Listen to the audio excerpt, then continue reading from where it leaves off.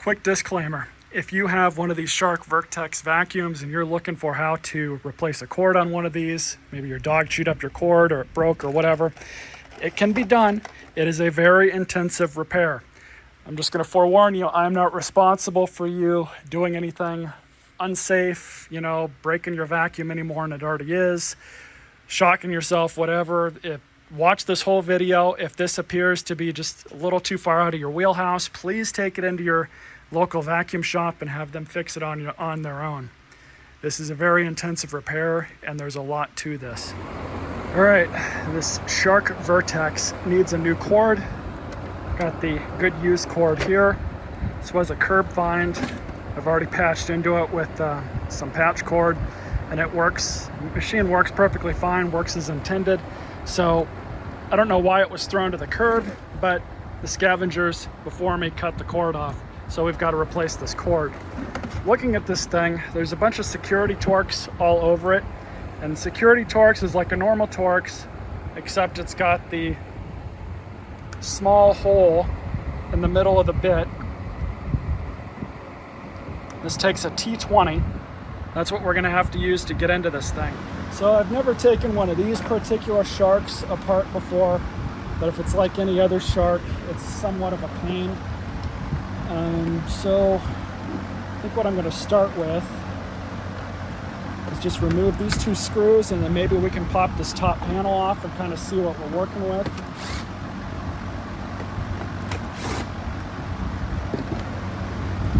Now we've got two retention clips here that I'm gonna have to try and work with. They really do not make these things easy to take apart.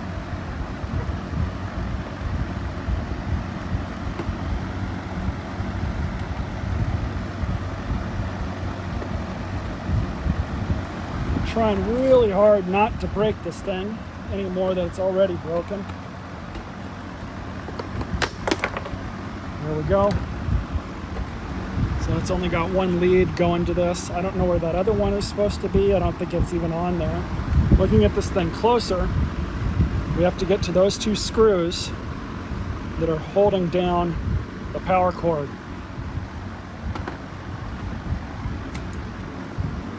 That top piece had to come off anyways, but now we have to remove the rest of these screws to hopefully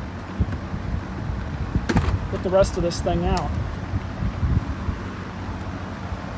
And that's if it cooperates. Looks like somebody's already been into this thing because we're missing a screw.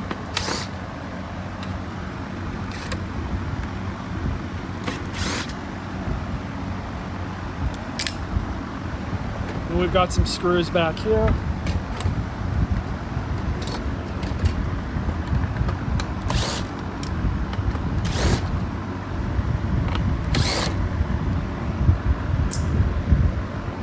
Pretty positive we got to remove these three as well.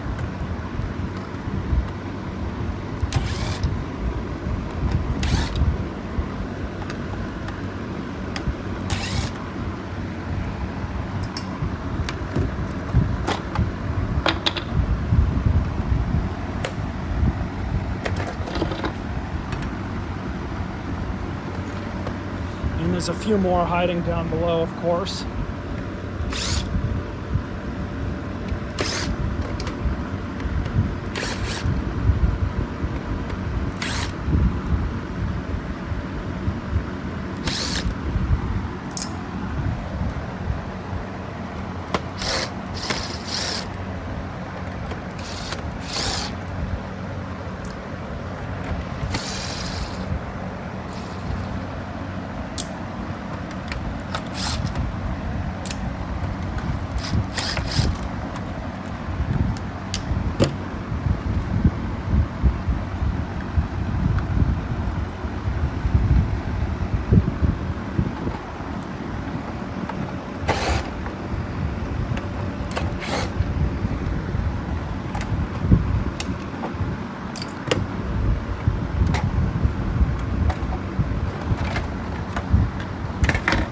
There we go.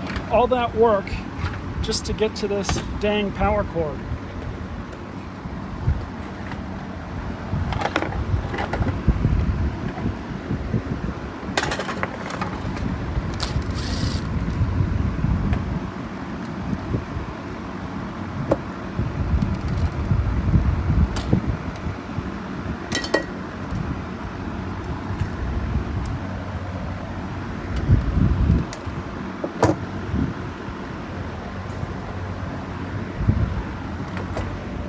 so here's something that really sucks. This cord relief, normally on other sharks, you were able to just pull the cord out of this thing and reuse it if you had to do a cord. On these new ones, no. This is molded onto the cord, and I tried to remove it and pull it out of there, but it wouldn't work. So I'm gonna have to use the Bojack method and use another strain relief from another vacuum. I think this came from a Hoover or a Bissell, and hopefully it's gonna work. It looks like it'll fit in there. It's just, you know, gonna be pointing straight out instead of up. I do have some other shark strain reliefs, but I think they might be just a little too big.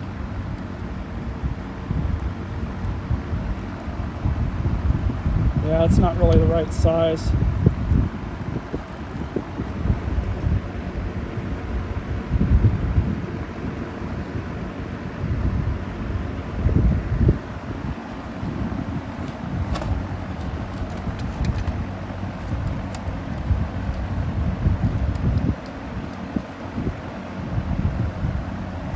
Put it right about there, I think.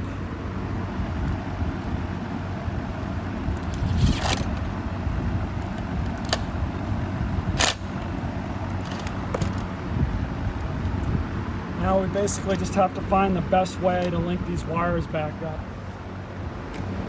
So I just used these normal terminal splices. I didn't really want to go this route, didn't really have a choice.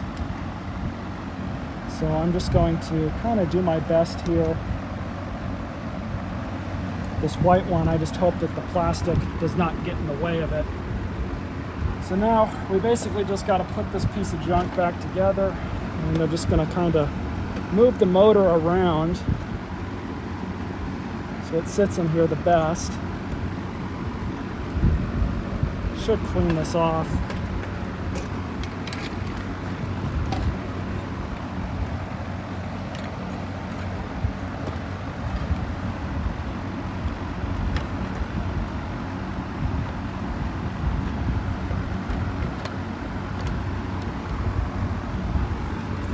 So I think, in all honesty, this repair is not worth it.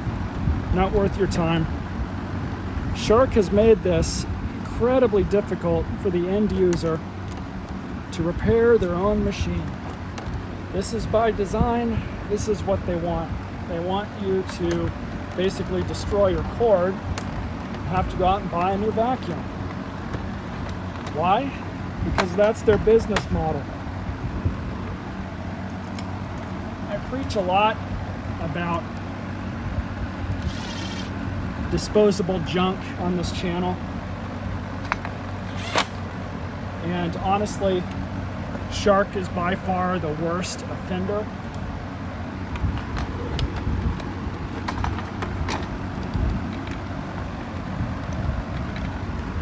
And you're looking at it right here. This is the actual reason why I do not recommend these things to people, because they are seriously, they're just a waste of money. They might clean well, they might work well for, you know, a few years, but in all honesty, these things are meant to be disposable. They look nice, they look great in their infomercials. Shark really knows how to market stuff that's effectively not designed to be fixed, worked on, whatever.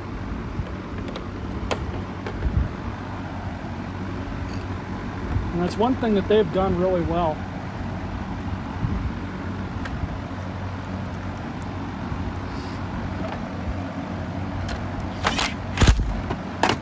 They've kind of touted themselves to be the #1 vacuum brand based on sales. I don't know how true that is.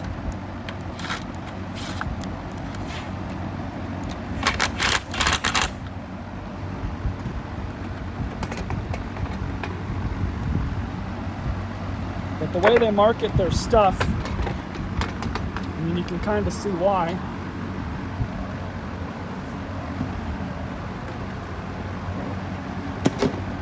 People are attracted to nice and shiny things, and Shark honestly ticks a lot of those boxes.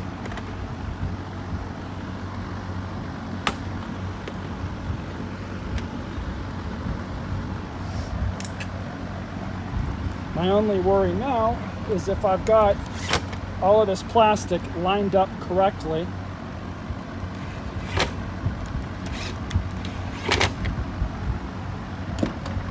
Because if it's not, it's definitely going to tell me about it.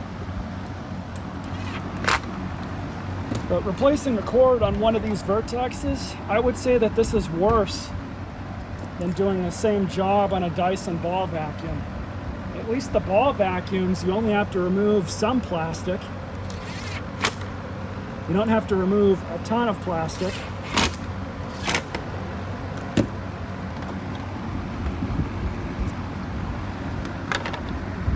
But I had to break this whole thing down in order to put a cord on it.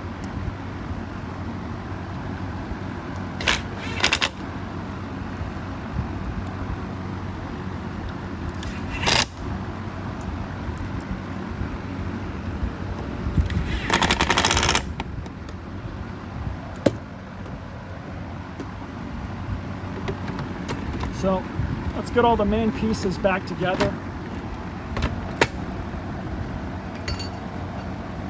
And see if I at least wired the cord up correctly or not. Pretty sure I did. All right, so let's see how well this thing works.